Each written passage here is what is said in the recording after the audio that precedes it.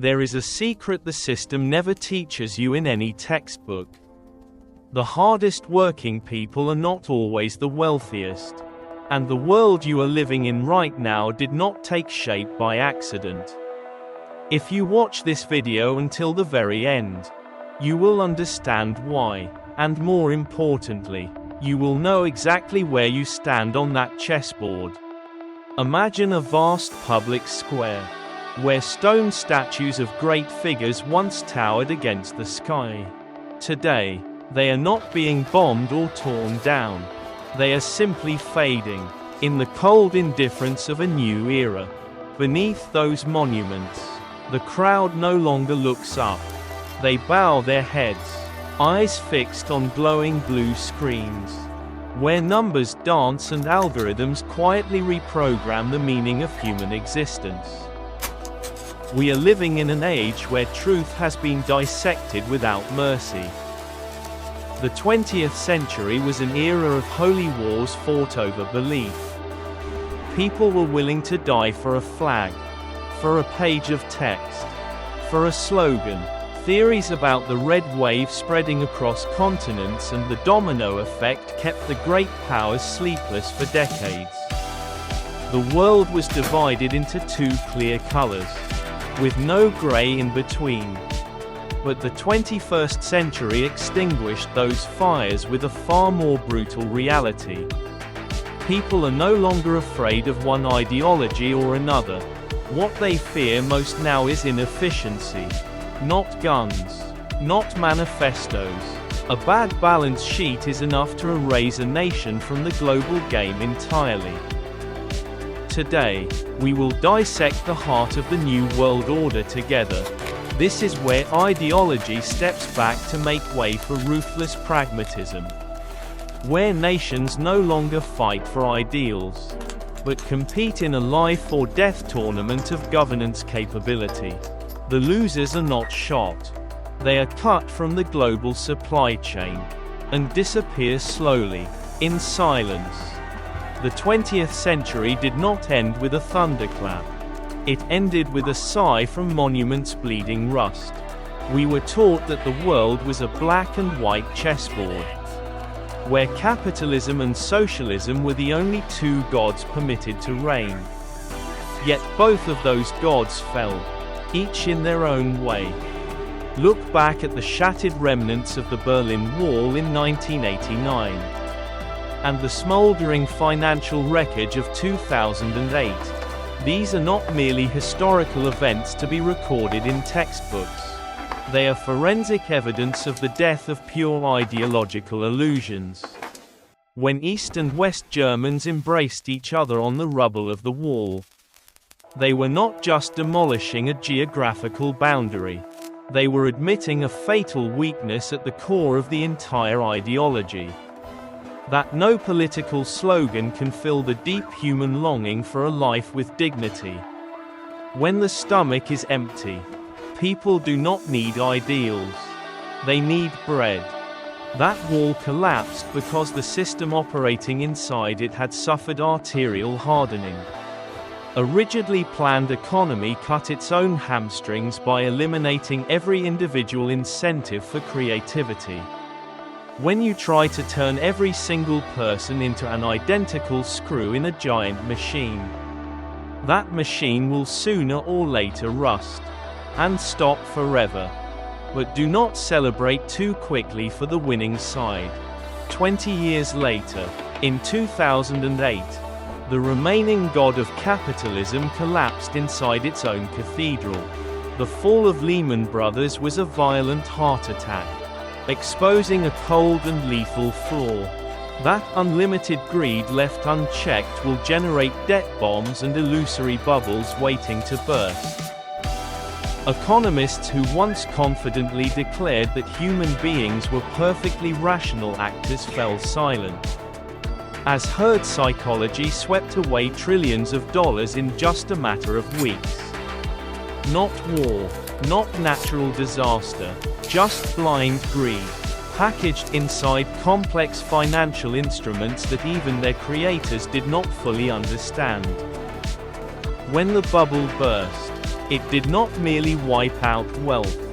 It exposed a grotesque structure, where 1% of the elite sat atop a towering pyramid of assets, while the remaining 99% bore the consequences of a gamble they were never invited to join. On the opposite side, old model socialism fell into a different paradox: the trap of forced equality. The endless queues of people standing before empty store shelves across the Soviet Union in the 1980s are the most vivid image of the death of motivation. When the reward for the lazy equals the reward for the hard-working, no one has reason to try. The system severs its own life force. Two systems, two extremes, but the same final outcome. Both collapsed when they tried to force human nature into rigid theoretical molds. One let the beast of greed tear itself apart. The other turned human beings into soulless gears. The 20th century died alongside those walls, and a new era began. Colder, more pragmatic, and far more ruthless. When pure models revealed their fatal flaws, nations did not choose to die alongside their ideals. They borrowed the best tools of their enemies to perform genetic surgery on their own systems. This was a painful transformation, but a necessary one to survive. Look at the Nordic nations. They are often seen as the paradise of capitalism, yet they impose staggeringly high tax rates, sometimes exceeding 50%. Not because they despise the wealthy, but because they understood a profound survival lesson: that without a solid safety net for the vulnerable, capitalism will destroy itself through revolutions simmering from below. On the other side, look at the remarkable rise of Vietnam since the Diem Hoa reforms of 1986, and China from 1978. They maintained their political exterior while courageously replacing the operational core with a market economy, recognizing private ownership, encouraging competition, opening doors to foreign capital. This was not a betrayal of ideals. It was a pragmatic step to unleash the productive energy of hundreds of millions of people. They understood something many nations still dare not admit: that ideology is the shell, while economic efficiency is the substance. A nation cannot be strong if its people cannot prosper, and a system cannot survive if it fails to generate material wealth for the majority. This reality has erased the boundaries between ideologies. Today, nations do not choose sides based on textbook theory or ideological pledges made on international stages. They choose sides based on the balance sheet and core national interest. We are living in the era of hybrid entities, where efficiency is the highest standard, and every doctrine must yield to actual results. In this post-ideological era, the most powerful weapon is no longer nuclear missiles or soaring declarations. The new weapon is the arteries of technology and the invisible economic nooses that have no borders, tightening slowly, without a sound. Look at the phone in your hand right now. It is a labyrinth of mutually destructive interdependence. A chip designed in Silicon Valley, running American software, manufactured by TSMC in Taiwan, on lithography machines from ASML in the Netherlands, assembled in vast factories in China or Vietnam. This supply chain has no nationality, and it does not care about anyone's ideology. The two largest powers on Earth can clash fiercely in the headlines every day. Yet both are bound together by a shared entity: global economic interest. If the semiconductor supply chain is severed, both economies will fall into a state of brain death simultaneously. Technology has created a new order that stands above national sovereignty and beyond every political theory ever written. But beneath the convenience of technology, a new form of power is taking shape in silence. Ideology today no longer lives inside the thick volumes of great thinkers. It lives inside the algorithms of massive technology corporations, wielding a power that emperors of old could not have dreamed of. The power to control the flow of information and shape the perception of billions of people every single day. The algorithm has no ethics. It has only one objective: to maximize attention. It creates sealed information bubbles where each person only sees what they already want to believe. We no longer argue to discover the truth. We only react based on instant emotions triggered by algorithmic design. This is a form of soft strangulation, where human beings voluntarily place the chain around their own necks without realizing it. And there is another war being fought in silence, more ruthless than any conflict on the geopolitical map, to serve the goals of green growth and energy transition. The great powers are scrambling for lithium and rare earth minerals in poorer nations with a coldness dressed in the language of diplomacy. Ethics and environmental ideals are typically placed behind supply chain interests. A green planet is only a marketing keyword. The reality is a survival war with no rules of engagement. When society is operated purely as an optimization machine, when leaders care only about next quarter's growth report, a black hole begins to form that no GDP figure can measure. The profound alienation of real human beings. Why is populism rising everywhere? Because the beautiful green growth numbers on the reports of technocratic elites have completely abandoned the emotions of ordinary working people. When factories are relocated elsewhere in the name of cost optimization. When jobs are gradually replaced by AI and machines in the name of productivity. Those people feel themselves becoming the discarded waste of progress. They do not need a CEO who is skilled at calculations. They need someone who speaks their pain. Someone who promises to give them the feeling of belonging to something larger than a faceless statistic. That is why populist figures carry such powerful appeal. Not because they are smarter, but because they touch the wound that the system chose to ignore. At the other extreme, the younger generation born into the digital operating system is choosing a form of quiet resistance that is no less decisive. The lying flat movement in China, or quiet quitting in the West, is in reality a suppressed scream of despair. They refuse to dedicate themselves to the grand goals of corporations or nations.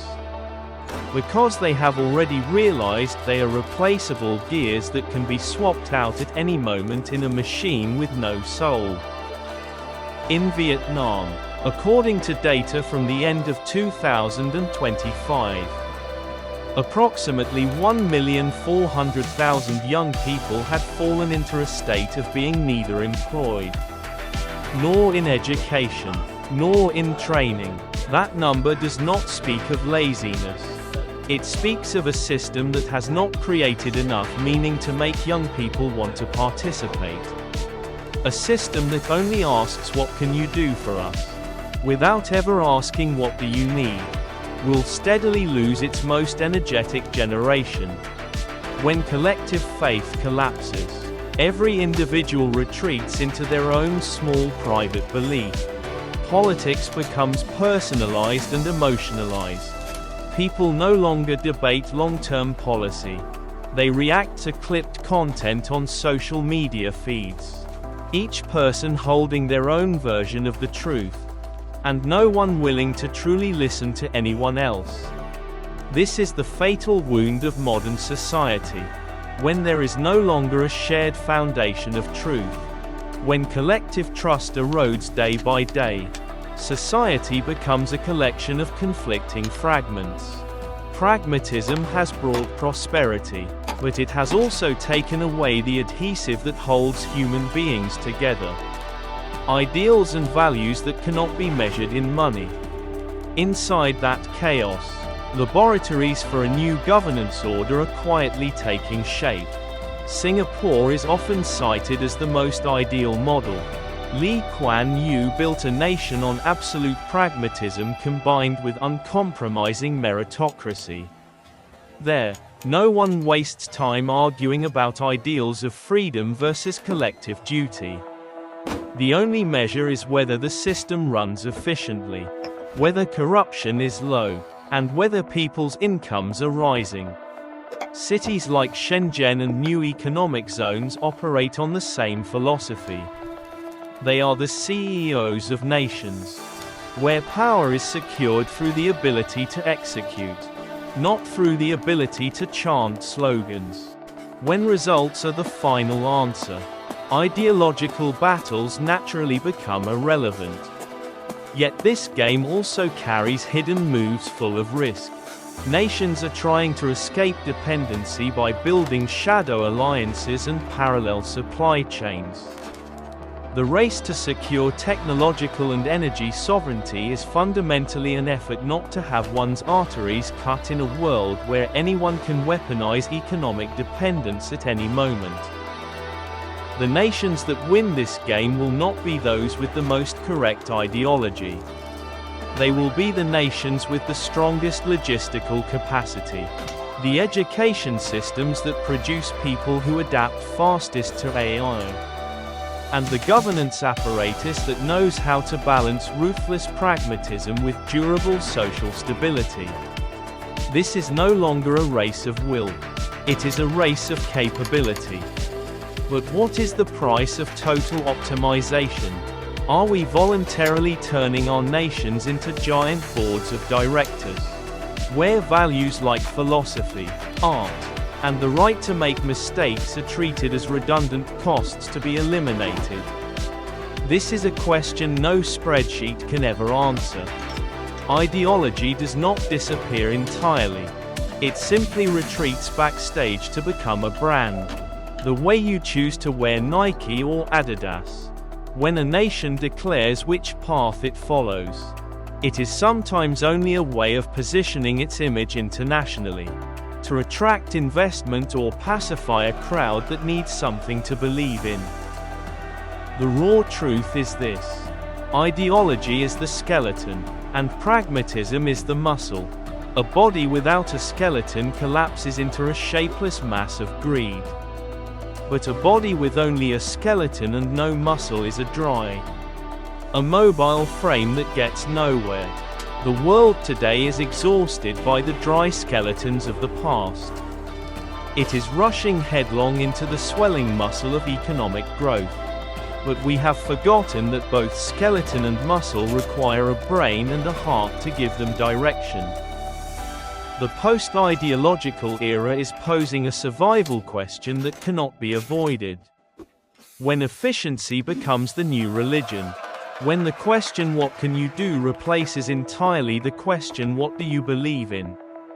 We are moving closer to a society of perfect biological robots. We may be richer, live longer, and possess more powerful technology than ever before. But we are also becoming emptier than we have ever been. The world's chessboard has been reset. The white pieces and the black pieces have dissolved into each other, forming a grey of ruthless pragmatism. In that world, the supreme truth has only one line: results justify the means. But remember this: when you care only about results, you are willing to sacrifice everything along the way, including your own dignity, honor, and the soul of your very existence. In a world where people only ask "what can you do?" that is the most fair question ever posed. But it is also the most ruthless question that has ever existed. Will you choose to be someone with ideals but without wealth? Or a perfect gear inside a wealthy machine with no soul? The answer lies within you. Or perhaps it has already been decided for you by the algorithm, long before you had the chance to realize it.